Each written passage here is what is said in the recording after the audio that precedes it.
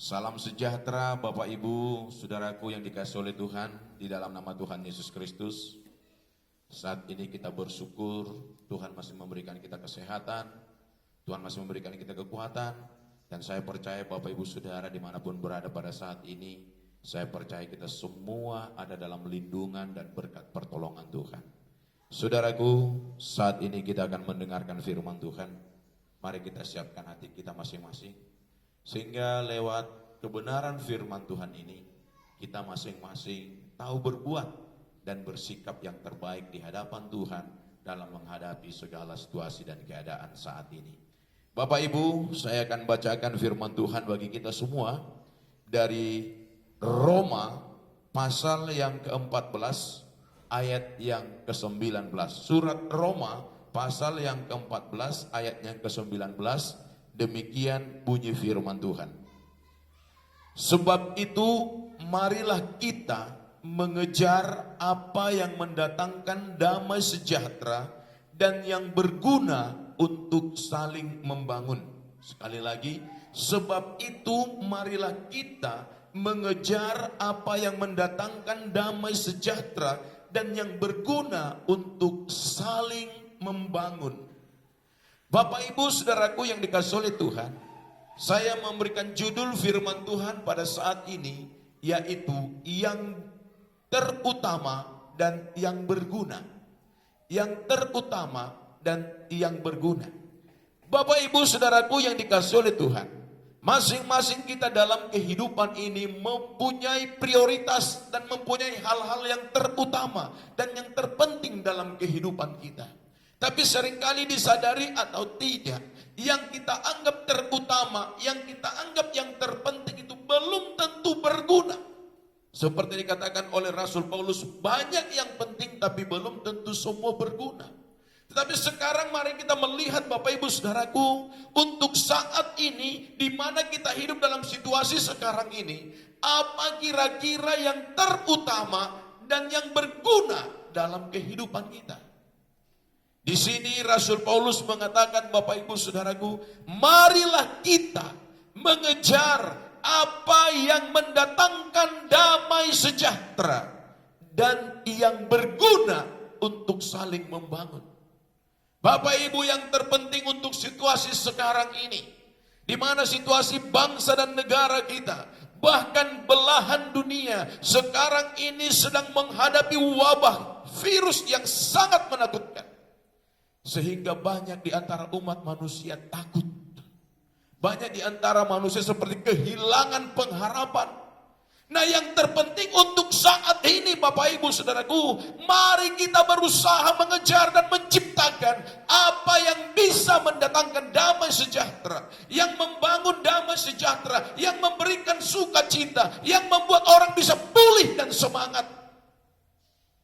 Dan mari kita saling membangun, saling menopang satu dengan yang lain.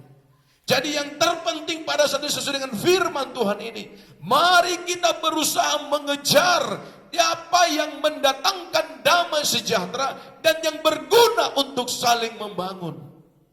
Jadi untuk itu Bapak Ibu Saudaraku yang dikasihi Tuhan, stop untuk saling menghakimi, saling mempersalahkan, berhenti saling membenarkan diri.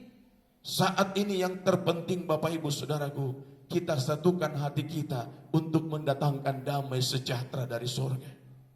Kita satukan hati kita dan doa kita untuk mendatangkan hadirat Tuhan.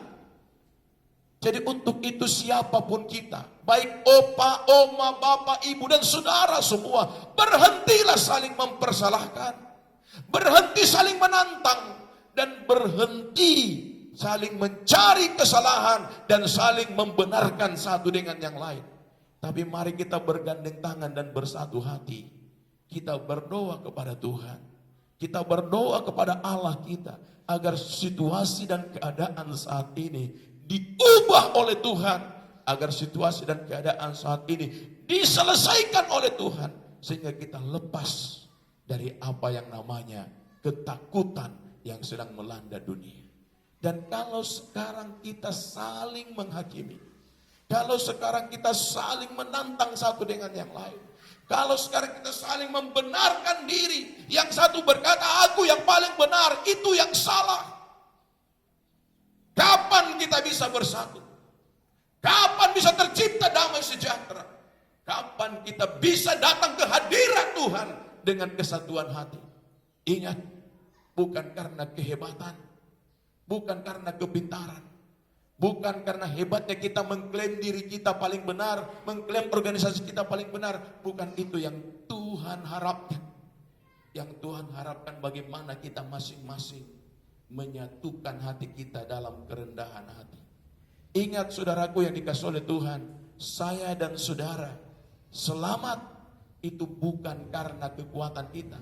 Jelas dikatakan dalam Efesus pasal yang kedua ayat 8 sampai 9. Engkau selamat bukan karena perbuatanmu, bukan karena kebaikanmu, semua karena kasih karunia. Jadi kalau saya dan saudara serta Bapak Ibu semua selamat karena kasih karunia, selamat karena dibenarkan, mengapa kita harus saling meninggikan diri? Ingat, Roma pasal yang ketiga yang ke-10 jelas berkata, tidak ada yang benar, seorang pun tidak. Saya bukan orang benar, tapi saya percaya walaupun saya bukan orang benar, saya dibenarkan oleh Tuhan, dikuduskan oleh Tuhan, dilayakkan oleh Tuhan. Jadi kalau kita ini hanya karena kasih karunia, mengapa kita harus saling menghakimi satu dengan yang lain? Mengapa kita harus mendakwa satu dengan yang lain? Mengapa kita saling menantang satu dengan yang lain? Saya katakan pada saat ini melalui firman Tuhan, stop, berhenti saling mempersalahkan. Di dalam rumah tangga berhenti suami mempersalahkan istri, istri mempersalahkan suami, orang tua mempersalahkan anak-anak, atau anak-anak mempersalahkan orang tua. Berhentilah. Begitu juga dalam pelayanan kita sebagai hamba-hamba Tuhan, berhenti saling mempersalahkan. Tapi mari kita bersatu hati.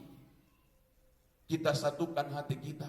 Kita satukan iman kita satukan doa kita. Sama-sama kita merendahkan diri di bawah kaki Tuhan yang kudus. Agar Tuhan berkenan memulihkan keadaan kita. Saya percaya Bapak Ibu Saudaraku, bangsa Israel banyak kali berbuat salah. Tapi ketika bangsa itu bertobat dan merendahkan diri, Allah yang penuh kasih itu menyelesaikan semua persoalan dan memberkati mereka. Itu sebabnya pada saat ini berhentilah kita saling menghakimi. Mungkin ada di antara kita yang salah, tapi tidak saling mempermalukan. Yesus berkata kalau ada saudaramu bersalah, tegurlah dia 4 mata. Berbicaralah. Dan kalau toh dia memang melakukan kesalahan, bukankah firman Tuhan dalam 1 Petrus 4 ayat 8 berkata bahwa kasih menutupi banyak dosa. Jadi kalau kita masih saling menghakimi, kalau kita saling mendakwa, saling menentang satu dengan yang lain, kapan bisa tercipta damai sejahtera? Ingat, Tuhan tidak pernah menginginkan, menghendaki kekacauan. Tapi Tuhan menghendaki ketenangan, ketertiban, dan damai sejahtera. Di sanalah Tuhan hadir. Bapak Ibu, pernah kita baca cerita bagaimana ketika Elia ada di Gunung Horeb. Dan ketika itu Elia ingin bertemu dengan Tuhan. Dikatakan dalam ayat-ayat itu, datanglah angin badai yang sangat kencang. Tapi Tuhan tidak ada dalam angin badai itu. Datanglah gempa bumi yang sangat kencang, menggoncang semuanya. Tapi Tuhan tidak ada di dalam gempa bumi itu. Tapi ketika angin sepoi-sepoi basah, tenang dan sejuk, Allah hadir dan berbicara kepada Elia.